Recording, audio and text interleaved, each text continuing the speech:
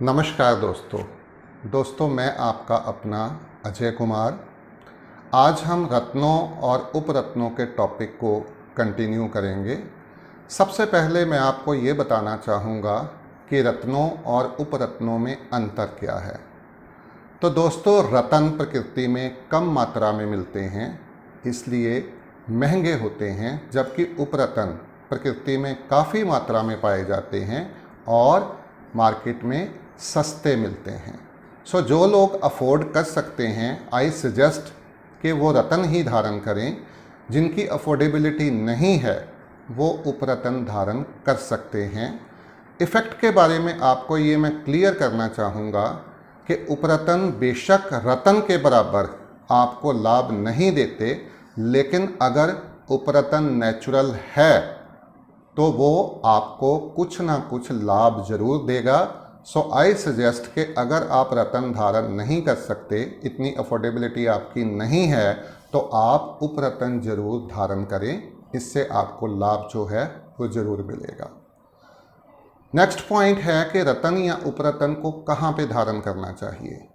तो दोस्तों, सबसे बढ़िया जगह हमारी बॉडी पे रत्न या उपरत्न को धारण करने के लिए ये होती है माथे का बिल्कुल सेंटर वाला हिस्सा। आपने देखा होगा कि पुराने समय में राजा महाराजा या धनी लोग अपने सिर के ऊपर मेटल का मुकुट डालते थे और उस मुकुट में इस जगह पे वो अपना लक्की जेमस्टोन जो है उसको वियर करते थे। दोस्तों, रत्नों और उपरत्नों का इतिहास जो है वो इतना पुराना है जितनी पुरानी की मानवीय सभ्यता है। मिथियोलॉजी में भी अगर हम देखें तो भीष्मक मणि, शैमंतक मणि इत्यादि रत्नों उपरत्नों का जिक्र जो है वो हमें मिलता है। पुराणों को हम पढ़ते हैं तो हमें रत्नों उपरत्नों का पता चलता है। वेदों में भी रत्नों और उपरत्नों का जिक्र हमें मिलता है। सो रत्न और उपरत्न कहाँ डालने चाहिए आज के हालात में, तो इसके बारे में मैं आपको सजेस्ट करूँगा कि यदि आप लग्नेश का रत्न या उपरत्न धारण कर रहे हैं तो आप उसको लॉकेट बनाकर गले में धारण करें। और अगर आप किसी और हाउस से रिलेटेड रत्न या उपरत्न धारण कर रहे हैं तो पुरुष दाहिने हाथ की उंगली में धारण करे, और अगर स्त्री है तो वो लेफ्ट हैंड की उंगली में धारण करे। कौन सा रत्न या कौन सा उपरत्न कौन सी उंगली में धारण किया जाता है ये आप अपने एस्ट्रोलॉजर से पूछें। कौन से दिन को धारण करना है, कौन से टाइम में धारण करना है, कैसे प्यूरिफाई करना है, ये सारी चीज़ें आने वाली वीडियो में मैं आपको क्लियर करूँगा। सो इसके बाद मैं आपको बताना चाहूँगा कि जब आप मार्केट में रत्न या उपरत्न परचेज करने के लिए जाते हो तो किस हिसाब से आपने रत्न या उपरत्न लेना है, कौन सा स्केल है जिसको फॉलो किया जाता है रत्नों और उपरत्नों के कारोबार में। तो 3 स्केल हैं जो प्लेस टू प्लेस वेरी करते हैं। कुछ जगह पे कैरेट्स में रत्न या उपरत्न सेल किए जाते हैं। कैरेट दोस्तों 200 मिलीग्राम्स का होता है, 200 मिलीग्राम का। कुछ जगह पक्की रत्ती में जो कि 180 मिलीग्राम की होती है रत्न या उपरत्न सेल किए जाते हैं, और कुछ जगह कच्ची रत्ती में जो कि 120 मिलीग्राम की होती है रत्न या उपरत्न सेल किए जाते हैं। तो इसमें कोई प्रॉब्लम नहीं है।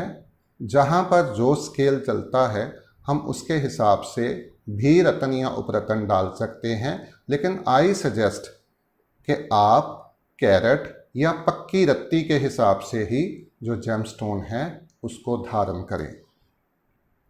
दोस्तों, इसके बाद हमने देखना है कि कौन सी मेटल में कौन सा रत्न या उपरत्न धारण करना है। तो यहाँ पे मैं आपको क्लियर बताना चाहूँगा कि हर एक रत्न या हर एक उपरत्न के लिए अलग अलग मेटल जो है वो सजेस्ट की जाती है।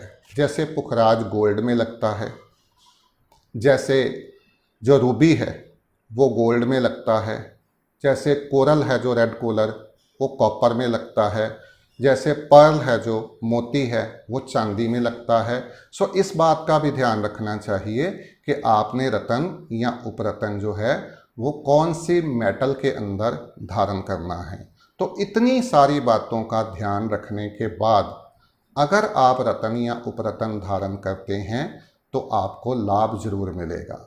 यहाँ पे दोस्तों मैं एक विशेष बात आपसे कहना चाहूँगा कि आजकल मार्केट में सिंथेटिक जेमस्टोन्स का बहुत ज़्यादा चलन हो गया है। कस्टमर को पता भी नहीं चलता और नेचुरल के दाम में उसको सिंथेटिक जेमस्टोन जो है वो पकड़ा दिया जाता है। तो इस चीज़ से आपने बचना है, क्योंकि सिंथेटिक जेमस्टोन जो है ये ना के बराबर काम करते हैं और ज़्यादातर केसेस में वियरर को सिंथेटिक जेमस्टोन से बिल्कुल भी कोई लाभ नहीं होता।